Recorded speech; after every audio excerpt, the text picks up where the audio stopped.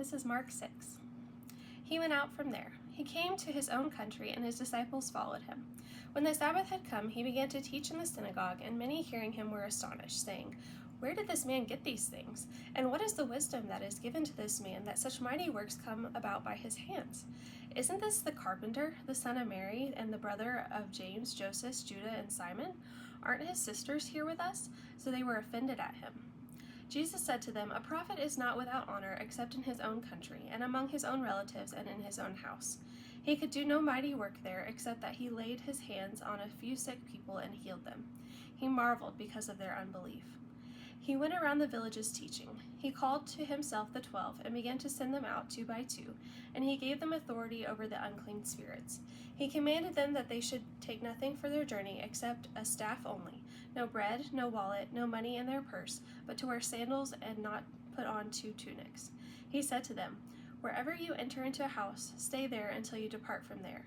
Whoever will not receive you nor hear you as you depart from there, shake off the dust that is under your feet for a testimony against them. Assuredly, I tell you, it will be more tolerable for Sodom and Gomorrah in the day of judgment than for that city." They went out and preached that people should repent. They cast out many demons and anointed many with oil who were sick and healed them. King Herod heard this, for his name had become known, and he said, "John the Baptizer has risen from the dead, and therefore these powers are at work in him." But others said, "He is Elijah." Others said, "He is a prophet, or like one of the prophets." But Herod, when he heard this, said, "This is John whom I beheaded. He has risen from the dead." For Herod himself had sent out and arrested John and bound him in prison for the sake of Herodias, his brother Philip's wife, for he had married her. For John had said to Herod, "It is not lawful for you to have your brother's wife."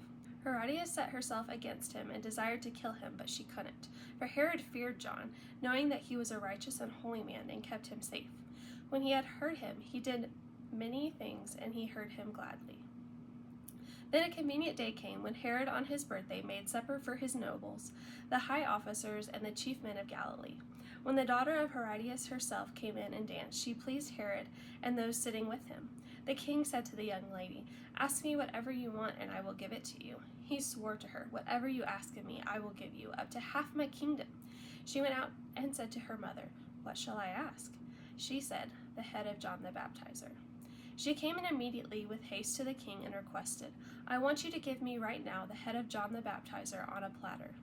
The king was exceedingly sorry, but for the sake of his oaths and of his dinner guests, he didn't wish to refuse her.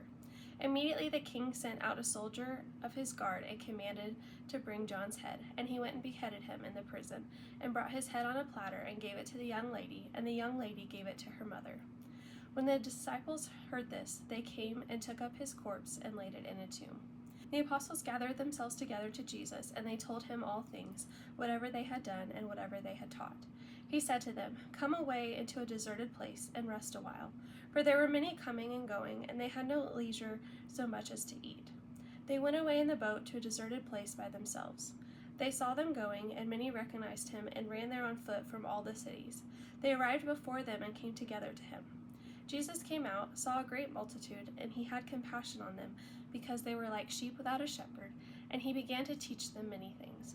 When it was late in the day, his disciples came to him and said, "This place is deserted, and it is late in the day. Send them away that they may go into the surrounding country and villages and buy themselves bread, for they have nothing to eat." But he answered them, "You give them something to eat." They asked him, "Shall we go and buy 200 denarii worth of bread and give them something to eat?" He said to them, "How many loaves do you have? Go see." When they knew, they said, 5, and 2 fish. He commanded them that everyone should sit down in groups on the green grass. They sat down in ranks by hundreds and fifties. He took the 5 loaves and the 2 fish, and looking up to heaven, he blessed and broke the loaves, and he gave to his disciples and set before them, and he divided the 2 fish among them all. They all ate and were filled. They took up 12 baskets full of broken pieces and also of the fish. Those who ate the loaves were 5,000 men. Immediately he made his disciples get into the boat and go ahead to the other side to Bethsaida, while he himself sent the multitude away. After he had taken leave of them, he went up the mountain to pray. When evening had come, the boat was in the middle of the sea, and he was alone on the land. Seeing them distressed and rowing, for the wind was contrary to them, about the 4th watch of the night he came to them walking on the sea, and he would have passed by them, but they, when they saw him walking on the sea, supposed that he was a ghost, and cried out. For they all saw him and were troubled. But he immediately spoke with them and said to them, Cheer up, it is I, don't be afraid.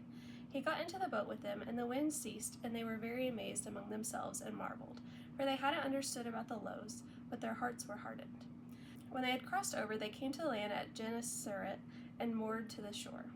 When they had come out of the boat, immediately the people recognized him, and ran around that whole region, and began to bring those who were sick on their mats to where they heard he was. Wherever he entered into villages or into cities or into the country, they laid the sick in the marketplaces and begged him that they might just touch the fringe of his garment, and as many as touched him were made well.